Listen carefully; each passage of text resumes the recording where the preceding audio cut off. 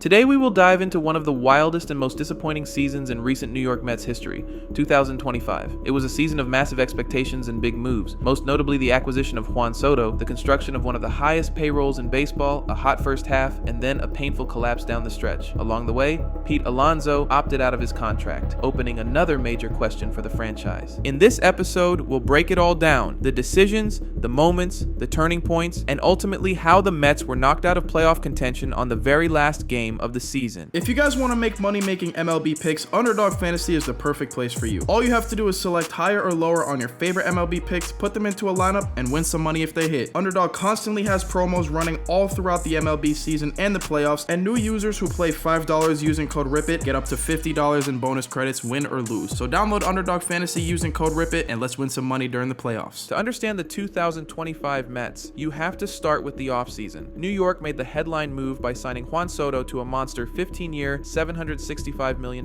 contract. In 2025, Soto's base salary is $46,875,000 with a $75 million signing bonus, bringing his total salary burden to about $61,875,000. That alone made him the highest paid player on the Mets. But of course, one star doesn't win championships alone.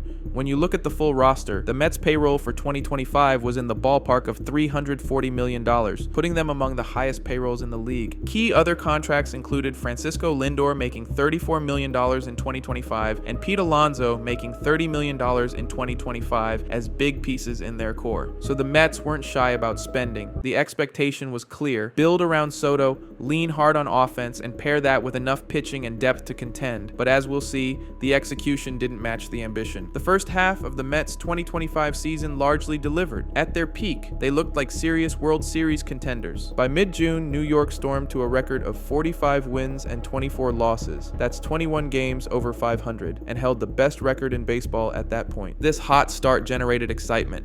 Fans dared to believe this could be the Mets' year. The bats were loud, the lineup deep. Juan Soto didn't disappoint. He produced at an elite clip, delivering home runs, walks, and plate discipline consistent with his reputation. Likewise, Francisco Lindor posted strong offensive numbers, and the core of the Mets' offense seemed intact. On paper, the Mets had the look of a juggernaut: high payroll, elite offense, solid depth, and momentum. But as is often the case in baseball, the real test comes in July and August. And this is where things unraveled: injuries and pitching failures. In hindsight, the cracks formed early. The Mets' rotation, already seen as a relative weakness compared to their offense, began to falter under injury and inconsistency. Pitchers like Griffin Canning and Kodai Senga dealt with health issues. Tyler Megill underwent elbow issues, David Peterson's performance slipped, and depth starters struggled. By the time August rolled around, the Mets were limping, with bullpen overuse and rotation stress showing up in earned run averages and blown leads. Bad stretches and losing runs. One standout stat: in games where they trailed after the 8th inning, the Mets were 0-70 in those games during the 2025 season. That's a jaw-dropping indicator of not being able to make comebacks. In early August, New York went through a rough 2-14 stretch. By September, they dropped 8 straight games, putting them perilously close to losing control of the postseason race. The narrative becomes heartbreaking. A team that looked unstoppable shrank under pressure. The bullpen, which was supposed to support the offense, instead often collapsed. The starting staff couldn't carry the load. Defensive miscues and poor run prevention compounded the problems. In the final week, the Mets needed every win, but pitching had become a game of roulette. On game 162, they faced the Miami Marlins in a must-win, but they were shut out 4-0, eliminating them from playoff contention. Despite seeding the best of luck, for example needing a Reds loss, the Mets simply couldn't deliver. They ended up 83-79, missing the postseason after losing a tiebreaker to Cincinnati. One media write-up captured the fall quite well. They went from the best record in baseball to finishing 83-79. They lost 38-55 over the final stretch. When they trailed after 8 innings this season, New York's record was a cool 0-70. In press conferences, management, including President of Baseball Operations David Stearns, acknowledged that run prevention, injuries, and midseason missteps were central to the collapse. In short, the Mets overbuilt their offense, assumed the pitching would hold up, and failed to navigate the attrition that comes with a long season. Amid all of this, there was another twist. Pete Alonso, one of the Mets' key sluggers,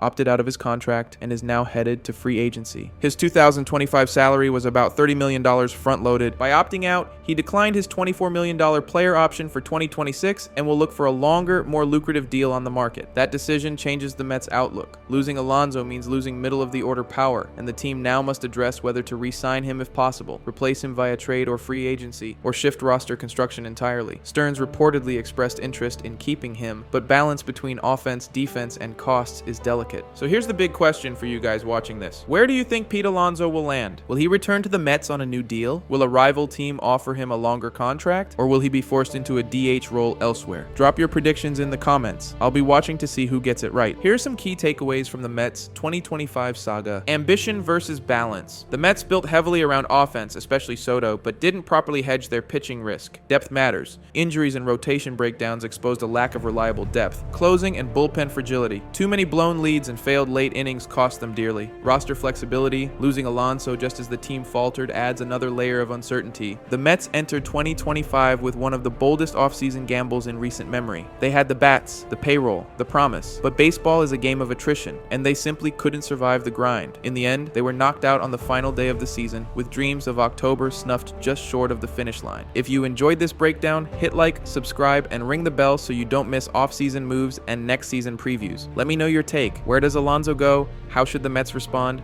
And what must they do to avoid a repeat?